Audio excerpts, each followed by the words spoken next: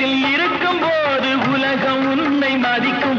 உன் நிலைமை கொஞ்சம் இறங்கி வந்தால் நிழலும் கூட மிதிக்கும். உயர்ந்த இடத்தில் இருக்கும் போது உலகம் உன்னை மதிக்கும். உன் நிலைமை கொஞ்சம் இறங்கி வந்தால் நிழலும் கூட மிதிக்கும்.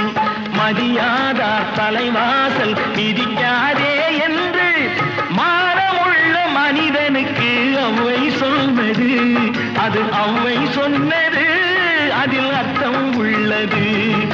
பரமசிவன் கழுத்தில் இருந்து பாம்பு கேட்டது, கருடா சௌக்கியமா? யாரும் இருக்கும் இடத்தில் இருந்து கொண்டால் எல்லாம் சௌக்கியமே. கருடன் சொன்னது, அதில்